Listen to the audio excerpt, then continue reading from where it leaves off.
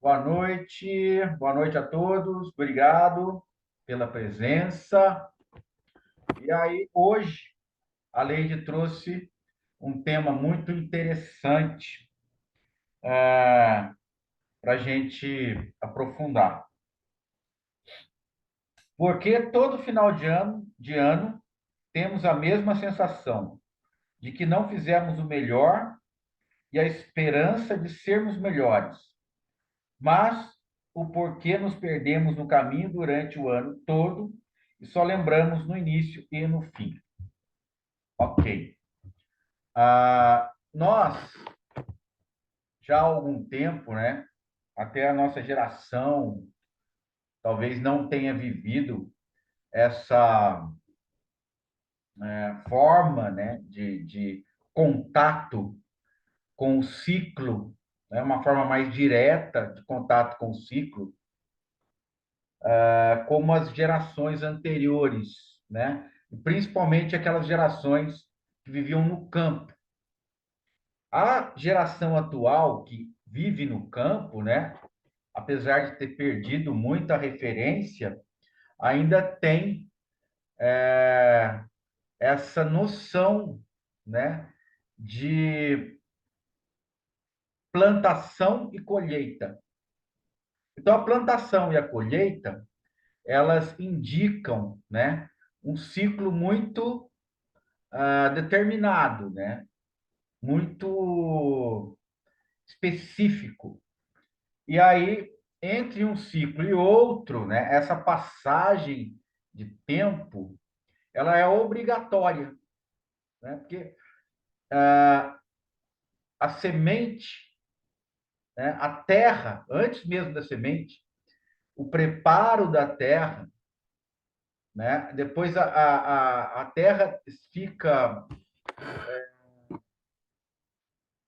com a qualidade necessária para receber uma semente que vai brotar e o tempo da estação, né, vai fazer o efeito também de chuva, mais frio, menos frio, para que aquela colheita propícia para aquela época seja abundante, né?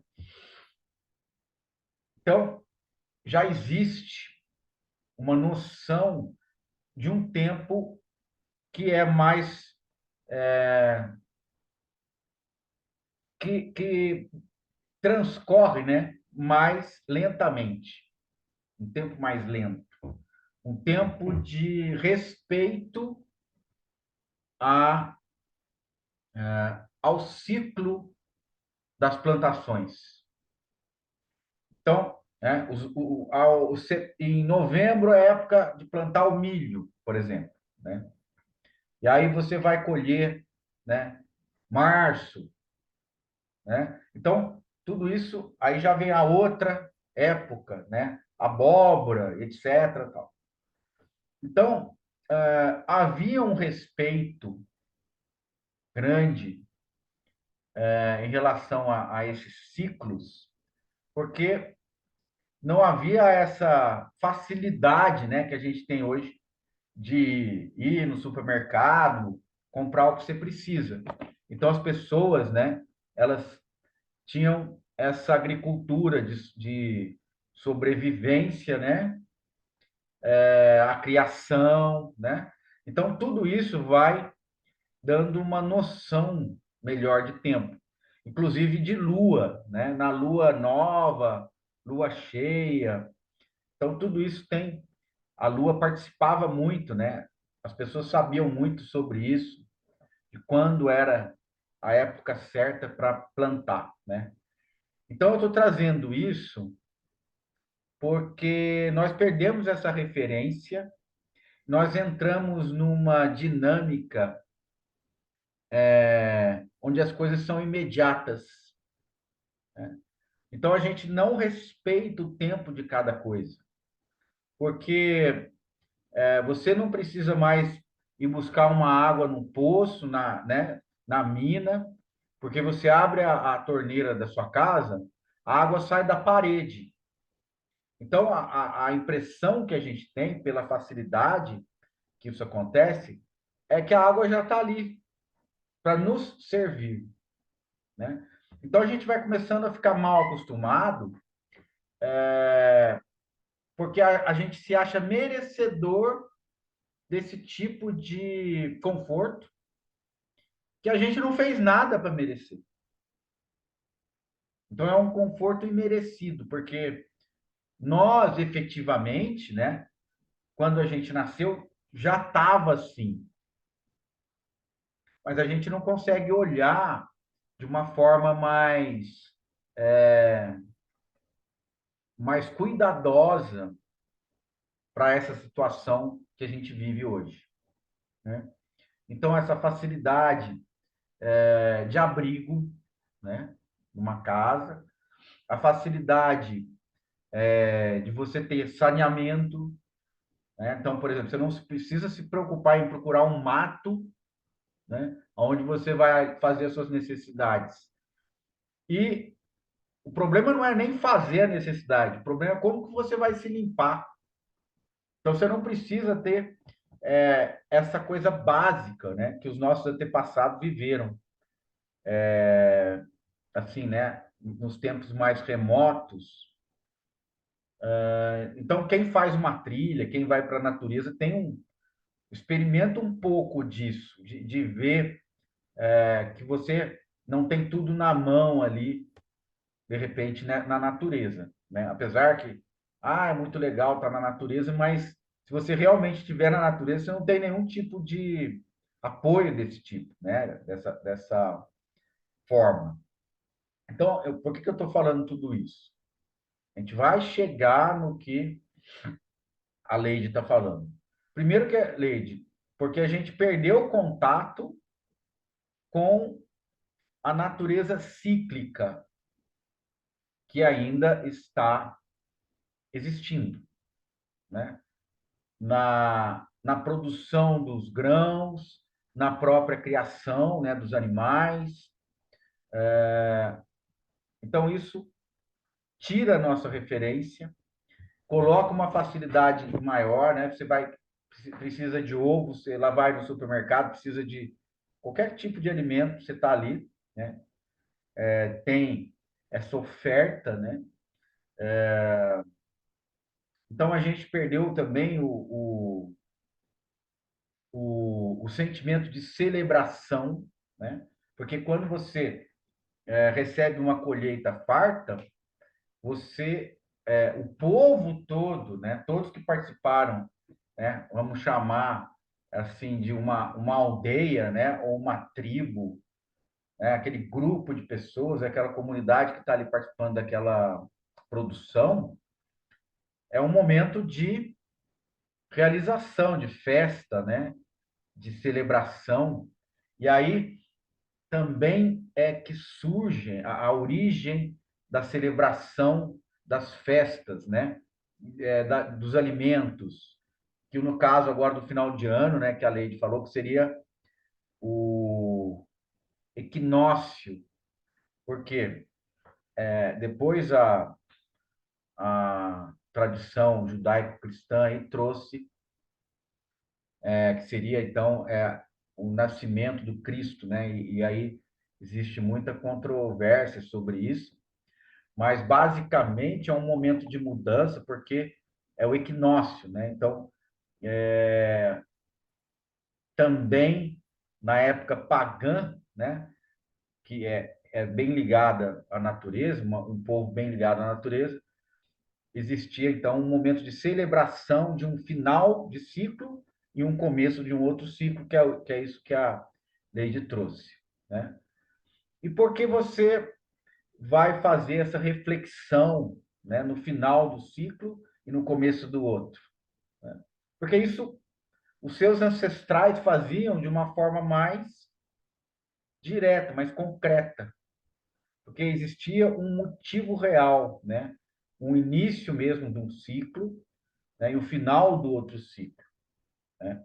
E o nosso corpo também está inserido dentro desse contexto de ciclos, né?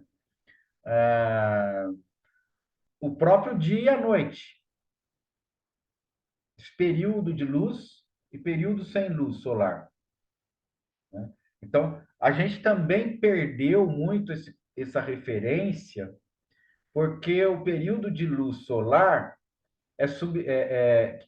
perdão, período que não há luz solar foi substituído pela luz artificial. Então, também bagunçou, né? Bagunçou o coreto, né? Como se diz. Porque aí você perde a referência de sono, você perde a referência, porque tem também, além da própria luz artificial, tem o entretenimento, né? Os filmes, a internet, etc. Então, se a gente for olhar para tudo isso, houve uma mudança grande, e eu acredito até que o organismo não esteja preparado para isso. Então, muita falta de saúde, né? Está aqui a Lili para confirmar, ela decorre dessa artificialização da vida. A gente perdeu o contato com essa vida natural, com a vida mais diretamente ligada à produção, né? À comunidade, né? A gente também perdeu esse laço de parentesco mais próximo e também com aquela comunidade que compartilha uma ajuda mútua, né? Isso são os pontos positivos. É lógico que tem pontos negativos aí, né? Disputa e bebida, né? Então entra vários fatores também. Fala, Leite. Ô, Maurício, que legal você falando sobre isso. Eu não tinha pensado nessa artificialidade que a gente vive, né? Porque mexe muito assim com a parte emotiva da gente esses momentos, né? De finalizar ciclos, de iniciar outros. E aí a gente começa com várias promessas para a gente mesmo, assim, de filosofia de vida mesmo, né? Nossa, de se propor tantas coisas e quando na realidade a gente não consegue cumprir. E Hum. essa coisa de não cumprir, ela tem a ver, de repente, assim, com falta de equilíbrio, você acha? Falta de foco para algumas coisas? O que que a gente poderia A dizer? gente, a gente tem um conforto exagerado, né, Leite? Então, quase tudo que a gente vai fazer não exige um esforço muito grande, né? Então, quando você fala assim, eu faço uma promessa e não cumpro, né? Por quê? Porque não acontece nada se você não cumprir, né? Então, se acontecesse, por exemplo, eu vou fazer um plantio de milho e daqui 4, 5 meses eu preciso ter a colheita do milho. Eu preciso encher o meu paiol de milho. E se eu não cuidar, se eu não for lá, tirar a erva daninha, tirar as pragas, né? Combater as pragas e ficar com atenção naquilo que foi feito, eu não vou ter a colheita. E o risco é real. Então, isso é prática. E a gente perdeu esse contato com a prática. Por quê? Porque quando você precisa de milho, você vai no supermercado e compra aquela latinha de milho. Vai lá, o máximo que você tem que fazer é pagar, né? Geralmente a gente tem condição de comprar uma latinha de milho, então você não vai se preocupar em ter milho, porque você tem milho o ano todo, a hora que você quiser, né? Então, as coisas, na verdade, perderam o valor esse excesso de conforto trouxe a perda de valor de tudo, né? Você tem muito fácil as coisas, as pessoas, né? Ô, Não Maurício, você. mas é Oi. engraçado, né? Se o nosso maior medo, assim, em vida é o de não existir mais, né? O medo da morte, a Uhum. gente deveria estar focado nisso, porque, assim, É, né, em tentar viver melhor sempre, a gente acaba se contrariando, né, no dia a dia. é que isso não, também fica algo muito distante, sabe? Esse medo da morte fica muito distante. Parece que não existe, né? Por exemplo, numa aldeia, né? eu estou falando isso, mas a Lili, ela trabalha com indígenas, né? Então, ela tem na prática, ela é uma médica especializada, né, em partos de, né, das pessoas da comunidade indígena. Então, ela tem um contato muito forte ali. Eu acho que faz muito sentido, né, essa colocação que a gente está fazendo, né, da comunidade. Eles têm um sentimento muito mais forte que a gente, desse grupo, né? Do que é uma unidade de grupo, do que é uma coisa de parentesco, porque eu acho que eles se consideram ali como uma família, né? Existe a família menor, eu acho que os pais ali, os filhos, tal, e a aldeia também não deixa de ser uma família, então o sentimento de pertencimento é muito maior, tá? Né, Lilis? Pode falar um pouquinho? Porque geralmente nessas comunidades indígenas, eles se veem como um corpo só, né? A união é muito grande. Então, uma criança, né, por exemplo, algum bebezinho, uma criança pequena, todo mundo ali é responsável, não é só o pai e a mãe. Então, esse contato com a natureza e com uns com os outros e consigo mesmo é muito intenso, é bem diferente, né, do que a gente vivencia A aqui. gente perdeu, né, Lili? A gente, talvez em algum momento, Muito. né, a gente A tinha gente se desconectou, né, de desconectou muitas da coisas. natureza, desconectou Uhum. do E da senso nossa de, natureza também, né, sim, Maurício? a nossa Da nossa natureza biológica, né? Eu já estou biológica, falando assim. assim no sentido até Aham. biológico, porque tudo ficou muito artificial, né? Então a gente, no fundo, a gente não tem nenhum medo, que já é um medo até instintivo, daquela quando tem aquela descarga de adrenalina, né? Para você fugir ou lutar, que é quando surge o predador, a gente tem essa mesma reação diante de problemas, né, que surgem no dia a dia. Existe essa descarga de adrenalina e depois vira aquilo que a gente chama de síndrome do pânico, de ansiedade, estresse. Então, o organismo também não se adaptou a essa modernidade, né? E essa falta de conexão que a gente tem hoje em dia, né, a maioria das pessoas, é muito perceptível, assim, quando a gente trabalha com alguma comunidade que é mais conectada, né? Então, por exemplo, muitas mulheres não conhecem o próprio corpo, né, o parto em si, né? E as indígenas não, então o parto delas é totalmente diferente. Elas chegam ali, elas já sabem, assim, intuitivamente o que vão fazer, de tão conectadas que elas são com elas mesmas, né? Mesmas. E elas se tocam mesmo. Às vezes a gente não precisa fazer nada, só fica ali olhando, porque elas sabem a Legal. posição, meninas novas, né? Olha que Então elas legal. se examinam, às vezes a gente vai examinar assim, elas pedem que não, elas sabem o que é aquilo, né? Não, não é esse saber, não é porque já passou, não é por experiência, é por essa conexão mesmo que elas têm com elas mesmas. É muito interessante, muito Muito legal. bonito, porque o organismo está preparado para isso. Existe uma consciência do próprio.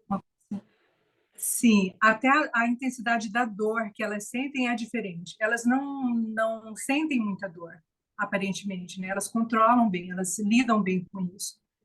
É bem interessante mesmo a gente notar Não, essa. engraçado a gente começar esse satsang, né? Colocando uma coisa que vai levando, vai abrindo para outras situações, né? Que são que merece um olhar, né? Um olhar mais atento, né? E a questão é que a gente então fica mais consciente que a gente está perdendo, que a gente perdeu muito essa referência natural, né? E a gente está numa referência artificial. Agora, Leide, você tinha colocado, perdão, Leide, a gente falou bastante Oi, aqui. Maurício. Fala, Leide, você tinha colocado. Então, até aí a gente está mais ou menos entendendo, né? Tentando ter esse contato, né? Essa percepção dessa situação de diferença entre Sim, povos mais sim. Nossa, eu achei fantástico a Lili contando aí sobre essa questão, por exemplo, do parto, né, das mulheres indígenas. Até o fato, eu acho que elas acabam se preparando mais assim para a maternidade. Pensa bem, né, Maurício? Você aceitar a dor, porque você sabe que ela vai passar. Essa dor vai passar. E a gente acaba prevenindo, inclusive, até essa dor, né, num parto, assim, pensando claramente. Ou seja, a gente está sempre fazendo artificialmente mesmo as coisas, né? E o encontro com tudo isso, o encontro com a dor, o encontro com a verdade, o encontro com a natureza, te faz enfrentar tudo de forma diferente, né? Uhum. Então, é a grandiosidade, eu acho que envolve tudo. Quando eu falei desse tema, eu fiquei pensando assim, o quanto isso engloba. Parece que a gente está sempre agindo na emoção, assim, naquele momento que você acha que está terminando, Natal, as festas, nossa, aí você passa, revê o ano, aí vou começar um ano diferente, né?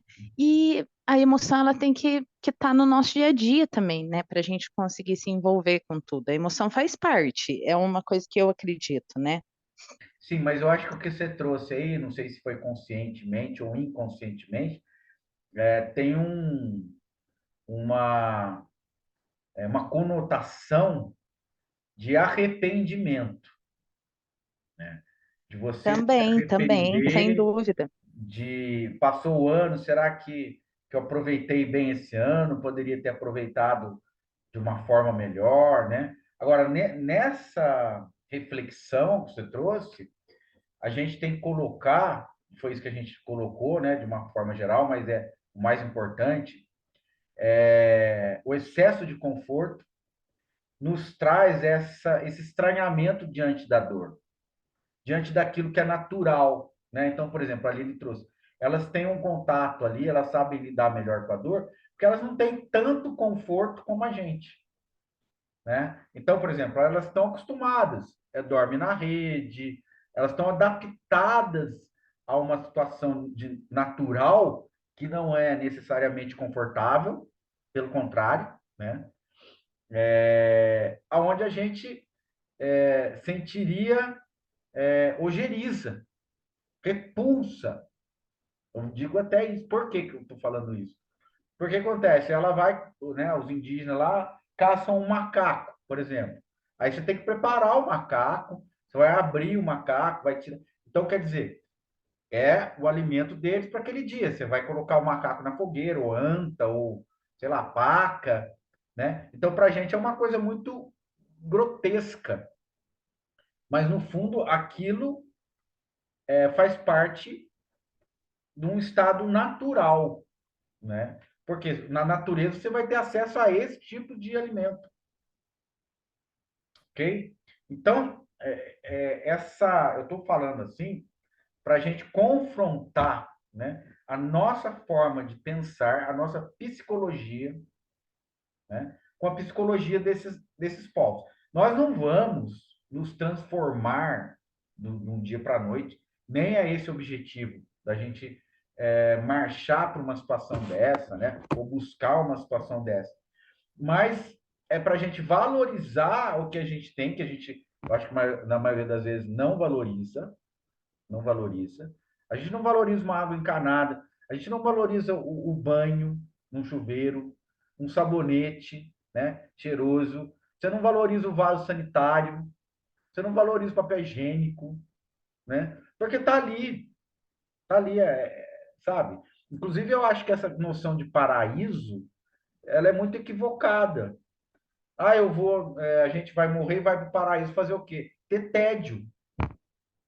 Paraíso é um lugar de tédio. O que você vai fazer lá? Vai sentar, vai deitar, vai, né? Ai, que lugar bonito. É bonito ali nos 3 primeiros dias, sei lá, né? Depois vira né? E é isso que a gente vê muito também naquelas pessoas muito ricas, né? Muito abastadas, né? Elas ficam, assim, um entojo. Eu chamo de entojo. Porque a pessoa tá tudo para ela, né? Ai, não quero isso, não quero aquilo. Ai. Então a gente fica mal acostumado, né? E isso talvez nos deixe assim um pouco inativos. Por isso que eu acho que você tem essa sensação de arrependimento, de não ter colocado em prática, porque acho que falta energia para a gente colocar em prática. E aí entram as gunas, né? As gunas, né? Acho que se vocês sabem, são as três gunas, as três energias, né? Que nos movem, né? Que seria a Raja Guna, que aí seria aquela energia da todos ao extremo não é boa, né? Bom, uma é, né? A Sattva, né? Seria a energia da sabedoria, né? Esse movimento. Eu estou falando energia, mas é aquilo que está te imbuindo, né? Aquilo que te dá o, o ânimo para as coisas ou o desânimo, né? Que é o caso do tamas. Então a gente fica muito tamásico. O que é tamásico? É preguiça, é tédio, é aborrecimento, é cansaço, né? Então, de repente, a gente não está agindo por um conforto exagerado e a gente fica nessa, nessa configuração de lentidão, né? Mas isso de uma forma, de uma inércia de não fazer as coisas. Não estou falando de trabalho, que o trabalho você acaba fazendo porque é uma obrigação, né? Mas as outras coisas em relação a você, você fica desleixada em relação às suas próprias coisas, em relação aos seus afetos, em relação às suas relações, né? Agora, como o trabalho é algo imposto e aquilo que você deve realizar, você realiza com eficácia, por exemplo. Mas quando as coisas são voltadas para você e para aqueles que você gosta, há uma omissão, há uma inércia, há uma preguiça em relação a essas coisas, né? Então, isso é um modo tamásico, né? Tamas é isso, essa coisa que se arrasta, né? Que não tem essa, não é proativo, né? O exagero também não é legal, né? A atividade incessante se transforma em euforia e ansiedade, né? A gente já sabe. Mas o sattva, que é o equilíbrio, a sabedoria, a harmonia, o amadurecimento, é começar a ver isso. Sattva é a gente olhar de uma certa distância, começar a constatar essas coisas. Isso que você trouxe é sattva, né, Leite? Por quê? Porque você visualizou, você sentiu. Ah, acontece isso no final do ano. Por que será que acontece? É uma observação, uma percepção. Por que acontece também no início e depois no meio a gente esquece? Não é verdade? Eu acho que basicamente é isso que você trouxe, né? A gente fica com uma sensação assim de não só arrependimento, mas de tristeza, né? A tristeza de um ciclo estar se encerrando, né?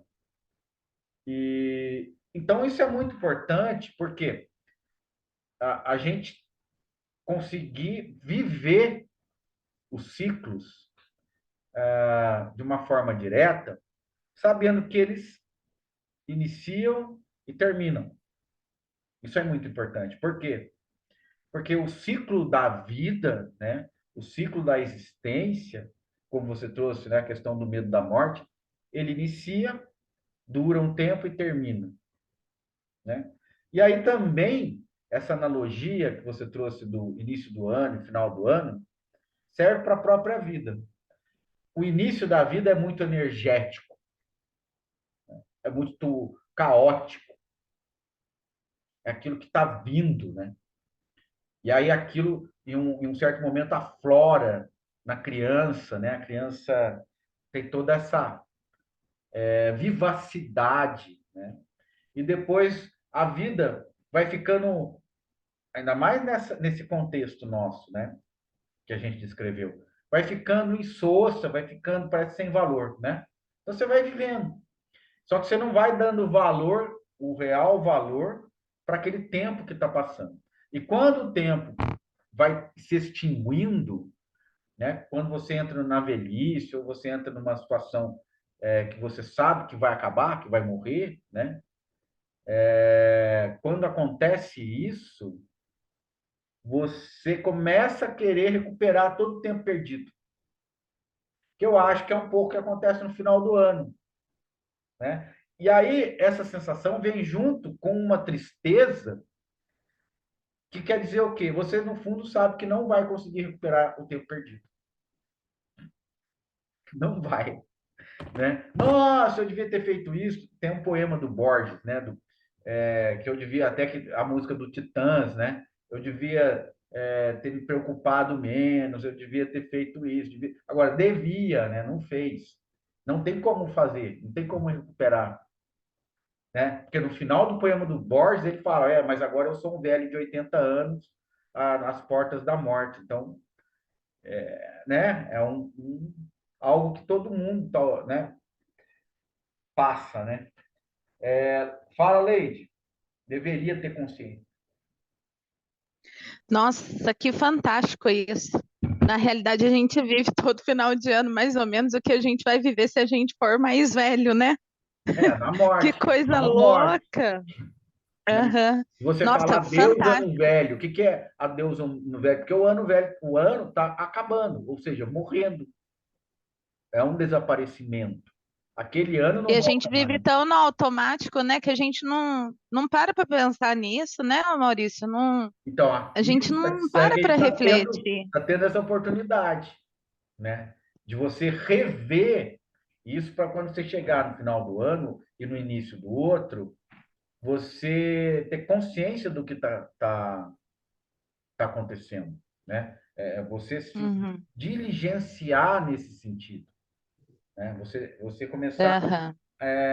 O que é essa questão da consciência que é tão falada aí no Advaita, que eu acho que até se perde esse valor, né? Que é uma consciência abstrata, do jeito que é falado, ou subjacente, e que você vai continuar e dando, cai naquela história de promessas, né? Para outra vida e não sei o quê, deveria ser mais voltada para a consciência simples das coisas. É muito mais efetivo você se preocupar com a sua respiração do momento, né? Gente, vamos parar de conversar um pouquinho aqui, porque isso aqui é ansiedade, tá? Vamos esperar um pouquinho. Vamos, eu vi aqui, ó, Maurício pode fazer uma sugestão, porque o satsang está ocorrendo, ele está ocorrendo. E o que acontece com as pessoas? As pessoas já não estão no satsang. Elas já passaram por uma outra coisa, por uma conversa paralela, entendeu? Então, aqui a gente já tem a amostra do jeito que a gente faz com as coisas, do jeito que a gente administra as coisas. O que realmente tem importância, né? Olha, eu vou agora prometer que eu vou dar importância para isso. Então, a sua promessa vai ter mais importância do que a própria importância que você vai dar, que é um pensamento, que é uma coisa. Então, a gente está fazendo o quê? A gente está se deslocando a atenção, né? Não, mas isso que eu vou falar é mais importante que o satsang. Essa sugestão que eu vou dar é melhor do que isso que está acontecendo agora, do que está sendo falado, entendeu? Então, mas eu entendo muito isso, porque isso é uma dinâmica ansiosa que a gente se entrega no dia a dia. Então, voltando, né, Lili, já chego aí. Leide, é assim que você perde o ano. Então, a gente teve uma amostra real aqui, né? É quando aquilo que está acontecendo não interessa mais, mas aquilo que vai acontecer é muito mais importante, apesar de você não saber o que é. Você não sabe o que é. Mas isso é muito mais importante do que está acontecendo agora. Por isso que vem essa sensação de perda. Você perdeu o ano, você perdeu o dia, você perdeu o mês, você perdeu a semana, você perdeu a vida. No quê? Na antecipação das coisas. Então é isso que tem que ser prestado atenção. A antecipação é muito mais importante do que viver o que está acontecendo, né? Então, é por isso que a gente se perde, porque a gente acha que o valor de tudo está na antecipação. Ou seja, o valor de tudo está no vir a ser, no futuro, não agora. Agora é algo extremamente descartável, banal. A gente não dá valor na respiração que a gente está tendo agora, mas a gente vai dar valor na respiração que a gente vai ter amanhã. Só que quando chegar amanhã, a gente não vai dar valor para a respiração que a gente vai ter amanhã, mas vai ser amanhã. E aí cai naquela história. Fiado só amanhã.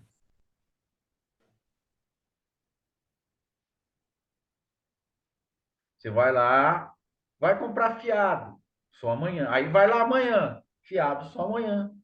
Fiado só amanhã. Você nunca vai comprar fiado. Você não entendeu que você não vai comprar fiado. Mas você acredita que amanhã vai comprar fiado. Então, entende, gente? Isso aí, a gente é levado muito nessas histórias, né, que a gente inventa para a gente mesmo. Por quê? Por quê? Eu vou mais fundo. A Mona Lisa escreveu ali. Eu tenho medo da morte. Mona Lisa, você não tem medo da morte. Você tem medo da vida. A gente não tem medo de morrer, a gente tem medo de existir. Porque a gente não sabe lidar com essa situação de existência. Porque a gente não tem noção do que seja. No fundo, apesar da gente se sentir confortável materialmente, por isso que a gente buscou todo esse conforto material, para fugir da selva, para fugir de uma situação de perigo, de predador, né? O indígena está lá até hoje, mas ele vive de uma forma mais consciente, mais conectada, como a Lilian trouxe, e a gente vive numa uma desconexão com a vida, não é com a morte.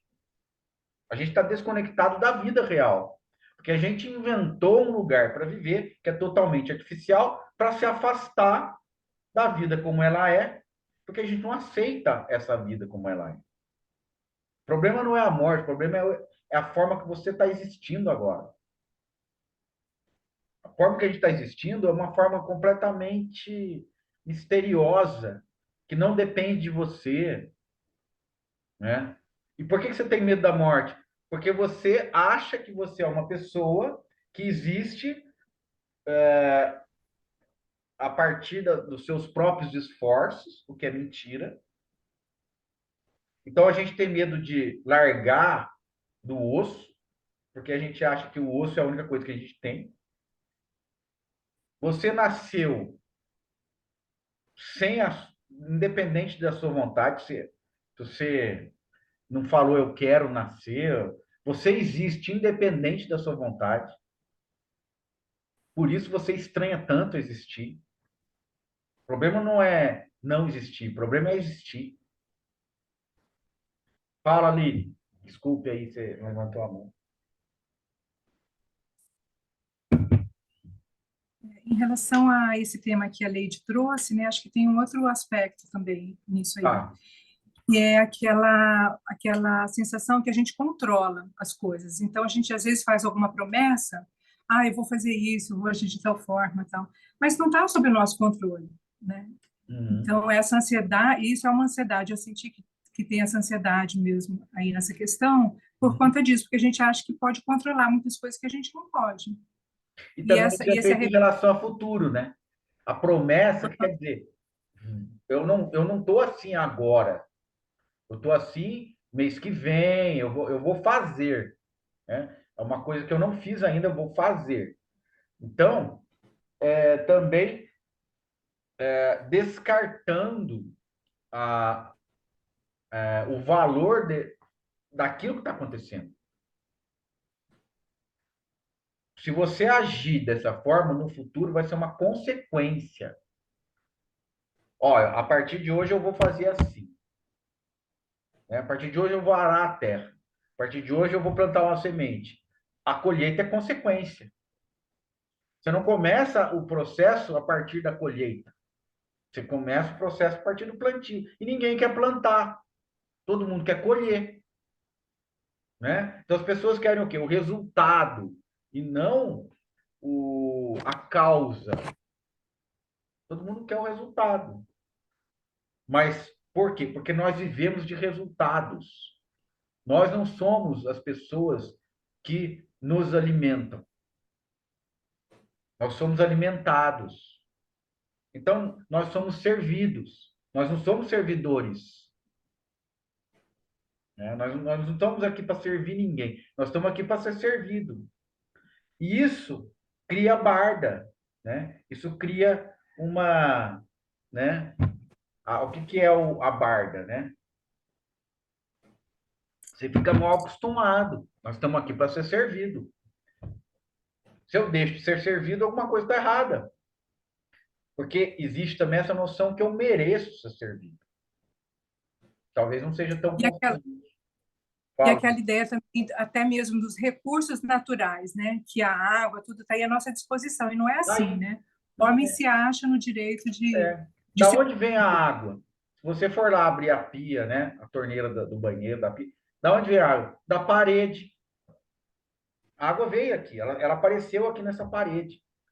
Que é algo que a gente não pensa muito, mas você age, pô, você não está sabendo todo o sistema que está acontecendo, está servindo você ali, naquele momento, você não está ciente dessa situação, não dá valor para isso, né? Por isso que eu acho que o paraíso, que está lotado de coisa do jeito que geralmente está aqui, né?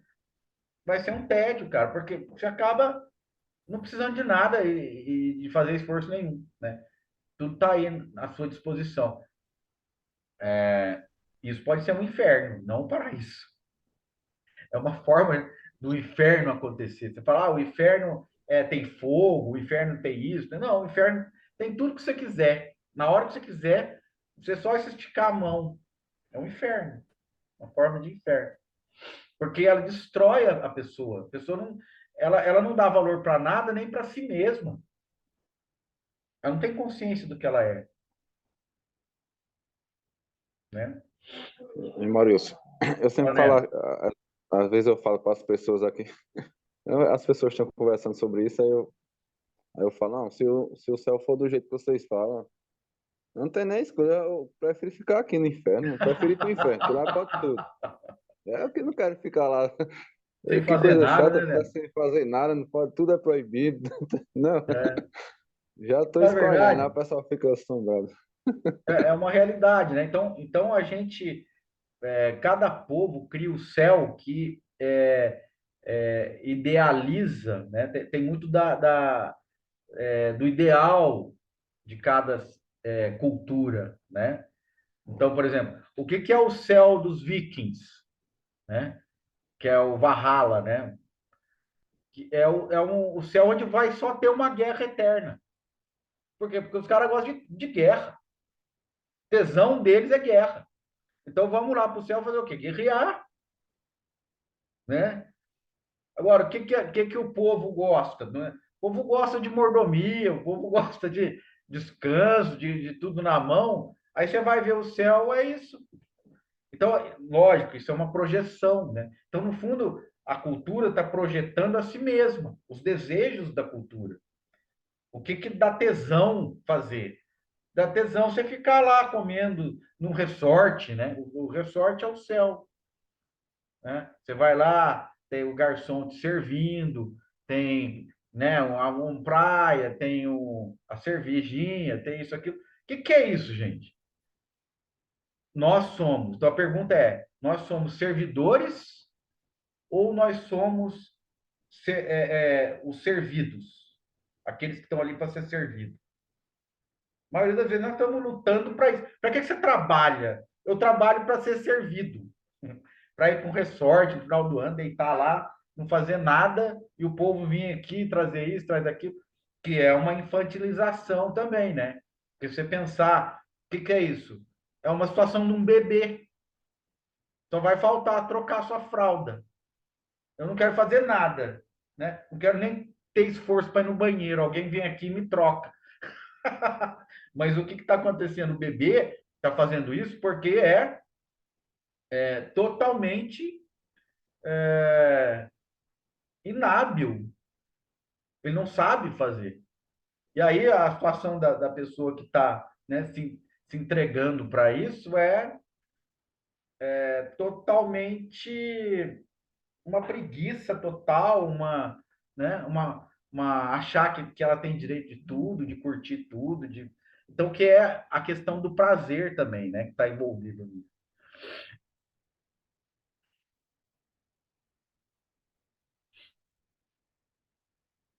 E aí, agora acho que já deu.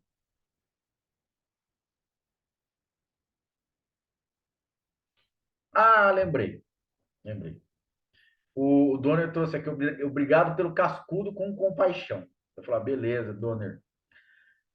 Então, eu lembrei. O que que seria, então, essa questão, Leide, talvez, de reverter essa situação, Leide?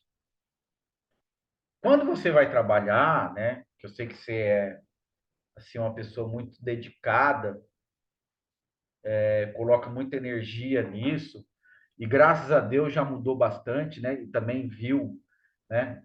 Que a qualidade de vida não está só no trabalho, né? Você se libertou de uma situação que exigia muito de você, né? E hoje você está numa situação melhor. Foi isso que você me falou. Você tem mais tempo para você, para Sara, né? Para sua família. Ah, então a gente vê onde que a gente está colocando a nossa energia. Então vamos colocar mais a nossa energia para a gente não ficar com essa sensação de que morreu e não fez nada, de que o ano acabou, você não fez nada. Aí você vai começar a querer juntar a cesta e para distribuir para pobre, para os pobres. Não fez o ano inteiro isso, vai fazer no final do ano, né? Vamos juntar, tem família necessitada. Daqui a pouco a gente descobre que tem família necessitada. O ano inteiro não tinha, no final do ano a gente descobre que tem. Aí vamos fazer aquela caridade de final de ano para ficar né, com a consciência mais tranquila, tal. Não é ruim, né? Antes fazer isso do que não fazer nada. Mas por que que a gente já não, agora aproveitando esse final de ano, não coloca uma proposta para a gente? Não é uma promessa, é uma proposta. Vou fazer uma proposta para vocês, para a Sanga. Passar da situação de ser servido para servidor, mas não de uma forma hipócrita. Porque isso entra, assim, é muito fácil virar uma forma hipócrita, né? Como os fariseus faziam, né, na época de Cristo, né? Eu estou aqui dando não sei quanto de esmola para o povo, bababá, entendeu? Que ali não tinha valor nenhum. Mas essa forma mais autêntica. O que seria essa forma autêntica? Antes do satsang, veio para mim uma coisa que eu queria compartilhar com vocês. Quando o Cristo fala, né? Ama o próximo como a ti mesmo, eu entendo que aí houve uma distorção na frase. Tá? Eu acho que na época de Cristo, essa coisa de amor, né, de falar de amor, não era tão corriqueira. Né? E eu acho que se ele falasse dessa forma, talvez as pessoas nem entendessem. Que eu acho que até hoje não entende, né? Mas num sentido assim, que o amor também se transformou numa coisa assim mais fantasiosa, romantizada, né? Que a gente olha nas músicas. Vamos pegar as músicas. Eu não sei, cara, desde quando tem essas músicas românticas, né? Parece que o ideal do Ocidente é a conquista de alguma pessoa. Olha as músicas que fazem sucesso, né? e que não é de hoje, sei lá, desde o começo do século, sei lá desde onde. Vamos rastrear isso depois, se alguém se interessar. Pega a música internacional aí né? Geralmente dos Estados Unidos, né? Essa cultura, eu amo você, eu tenho isso com você, você é tudo, você não sei o quê. Meu, é um, um autocentramento gigantesco. E isso associado a amor. Amor associado à posse, associado à conquista, principalmente. Conquista romântica, conquista sexual, conquista de toda forma. Então, acho que o que é amor? É algo de segunda classe, esse tipo de amor. Isso que é dito. Então, é muito fácil, isso que é vivido nessa cultura, né? Então, é muito fácil você confundir ou você não entender quando Cristo fala, ama o próximo com a ti mesmo. Porque esse ama está carregado desse tipo de contaminação. Isso é uma contaminação. O ideal romântico é uma contaminação. Porque ele é extremamente individualista. Porque ele não está pensando só na pessoa que vai conquistar a outra, né? Ela coloca a outra como se fosse um troféu que ele teria que conquistar e que ele tem que seduzir e que ele tem que amar, que ele tem que cercar de cuidados, porque parece que a pessoa não sabe se virar também. Então, mistura com imaturidade, né? Infantiliza a outra pessoa.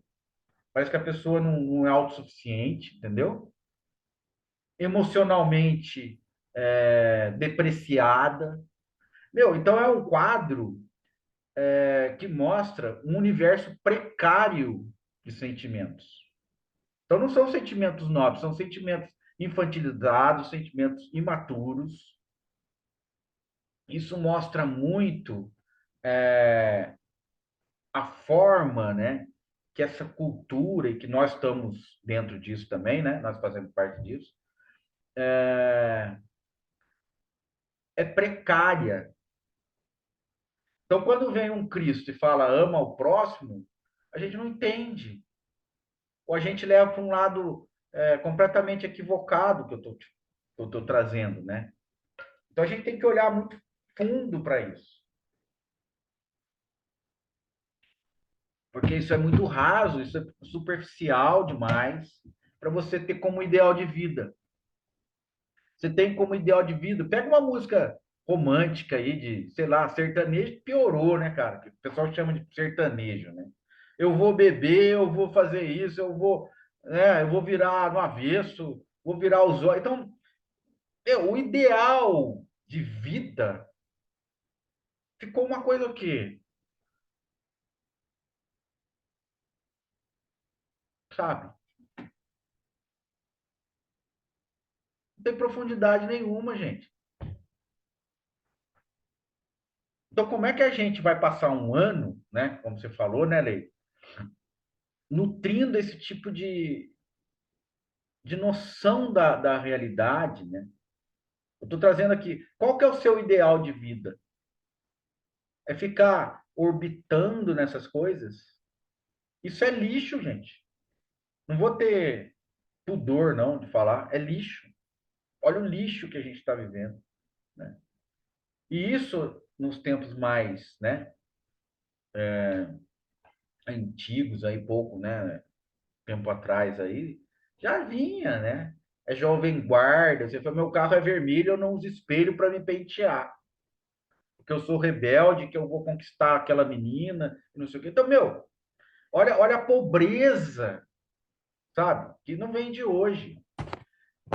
Então, quando Cristo traz amar ao próximo, nem na época dele, eu acho que tinha essa noção do que seria esse amor, do que ele estava propondo, né? Então, eu vou propor aqui, né? Eu vou ousar propor aqui. Tira esse amar ao próximo, que não vai acontecer. Vai ficar uma coisa confusa. Mas o que ele está dizendo ali, né? Se coloca no lugar dele. E vamos substituir amar por bem-estar. queira, deseje, né? Não só queira e deseje, proporcione, seja um servidor, nesse sentido, seja um servidor.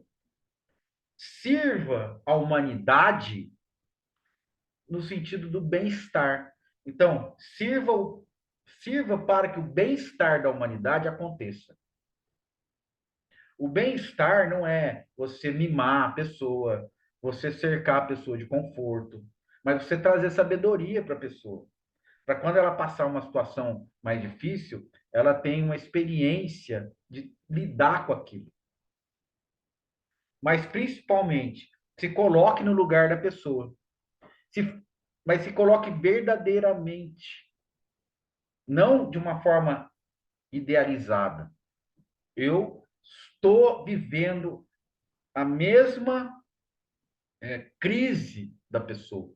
Eu me coloco nessa crise. Então, eu acho que quando Cristo diz isso, ele fala: se coloque nessa crise para você vivenciar isso e agir para com essa pessoa, procurando o bem-estar dela, por isso estar doendo em você como se fosse nela.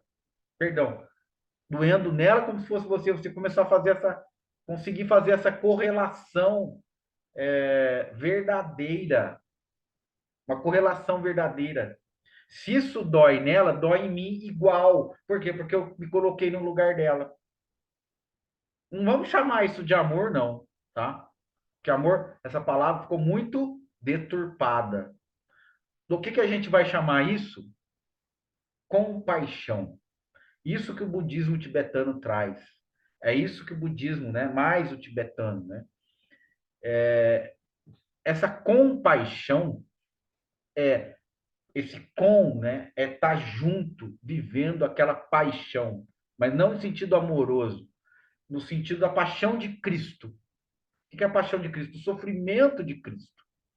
Então, eu estou junto com você no seu sofrimento, porque eu me coloco no seu lugar. No seu lugar. Então, é muito complicado, cara, a gente começar a denominar isso é compaixão, isso é amor, porque isso se perde muito, é muito, assim,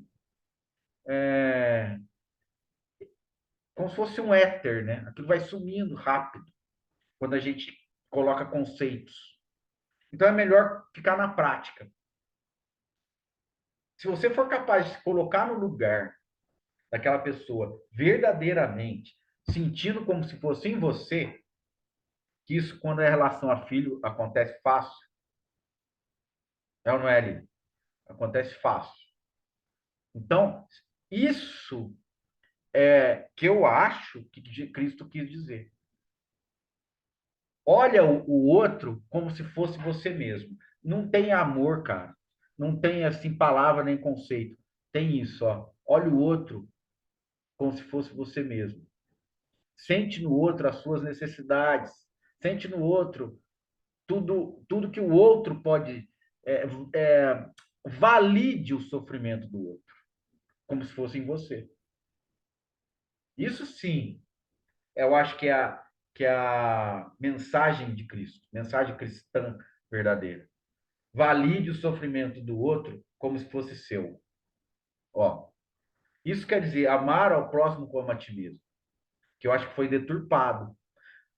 Pode-se dizer a mesma coisa desse jeito. Valide o sofrimento do outro como se fosse seu. Considere o sofrimento do outro como se fosse seu. Porque então você começa a realmente reconhecer o outro, não como uma ideia, mas como uma pessoa real. Porque você se considera uma pessoa real, mas não considera o outro uma pessoa real. O outro é uma coisa que está ali. E o outro não é só uma pessoa. O outro são os animais. O outro é a floresta. O outro é a grande terra. O outro é a água. Né? O outro é a luz do sol. O outro é tudo que existe. Então, por isso também se diz no budismo, né? Todos os seres. todos os seres. Esses são os outros, a vida se expressando em tudo que é, em tudo que existe. Então, a consideração por tudo que existe. A inclusão de tudo que existe como ser. Por quê? Porque se é um ser, sente. E se sente, sente como eu sinto. E eu sinto, na minha experiência, eu sei que na experiência do outro, eu conheço a experiência do outro pela minha experiência. Isso é o verdadeiro amor. Mas se a gente tira a palavra amor e coloca validação, não vou nem chamar de compaixão, porque mesmo a palavra compaixão já está contaminada. Validação nesse sentido é mais fresca, porque é menos utilizada, né? Então, nas relações, valide o sentimento do outro. E quem é o outro? O outro é tudo que existe. É tudo que existe.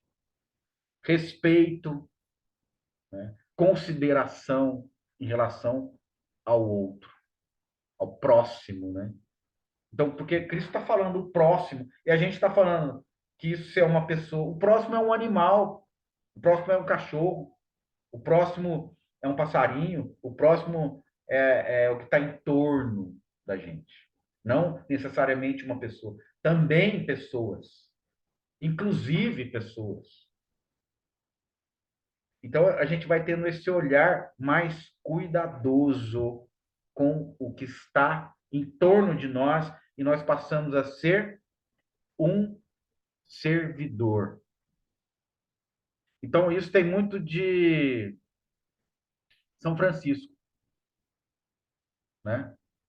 Me torne um servidor. O que São Francisco pede para, né, para o eu maior? O que ele pede para a existência? O que ele pede para o mistério profundo? O que ele pede para Deus? O que ele pede para esse Pai, né, que a todos acolhe? Pai, faz com que eu ame mais do que eu desejo ser amado. Olha a maturidade de São Francisco. Então, ele precisa, só essa frase já resume tudo, gente. Então, o que ele está fazendo? Ele está sendo humano. Ele tá desenvolvendo o ideal humano. É o verdadeiro ser humano. É isso que São Francisco tá nos dizendo, né? Faz com que eu ame mais do que eu deseje ser amado. Faz com que eu sirva mais do que eu desejo ser servido. Né? E ele pede porque ele sabe que a natureza humana, a condição humana dele, ainda exige o contrário. Então, ele está lutando contra uma natureza egoísta. Nós temos aí uma natureza egoísta. Então, qual que é o ideal, viu, Leide? Vamos pedir para esse ano um ideal, que nós possamos ser servidores ao invés de servidos. Que nós possamos estar numa situação de amadurecimento em relação à nossa própria vida, né?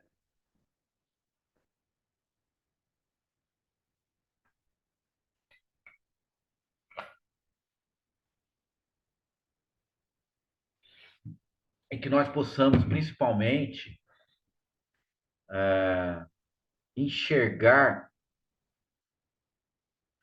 a nossa tendência egoísta, a nossa tendência amedrontada,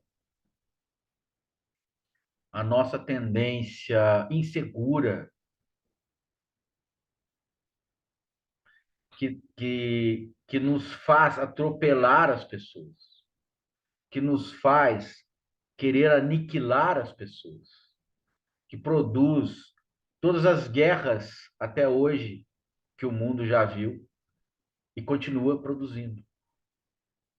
Essa natureza egoísta, cuja semente está em nós. Então, faça que eu possa suplantar essa natureza egoísta. Compreender mais do que ser compreendido. Olha que coisa linda. Amar mais que ser amado e compreender mais que ser compreendido. Essa compreensão de que há uma natureza egóica, uma natureza egoísta em nós, que deseja se impor ao mundo, que deseja se impor ao outro, muitas vezes por medo, né? Mas que eu possa compreender essa natureza. E veja que ele pede. Mas por que ele pede? Ele pede porque ele também se vê limitado.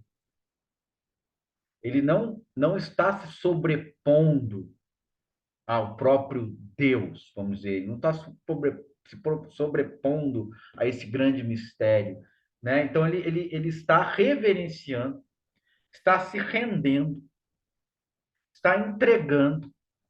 Ele está dizendo: eu não tenho sozinho forças para isso. Então, todo esse mistério, né, que me trouxe até aqui, que aflorou como existência, que eu não sei o sentido, eu não sei o propósito,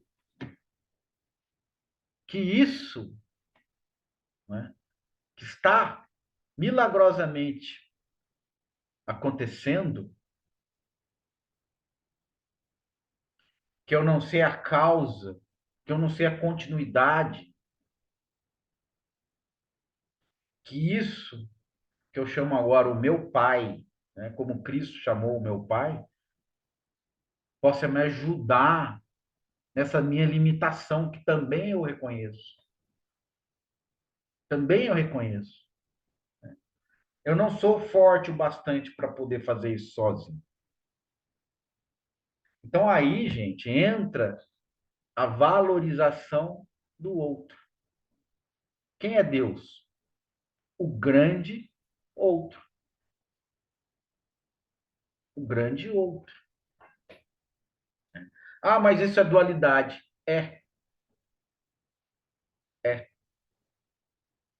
Até que isso surja como uma experiência única, que realmente é uma experiência única, é preciso valorizar, é preciso acolher a si mesmo. Isso é uma forma de acolhimento a si mesmo. Acolher o outro é uma forma de acolher a si mesmo. Aceitar o outro é uma forma de aceitar a si mesmo. Porque é dando que se recebe.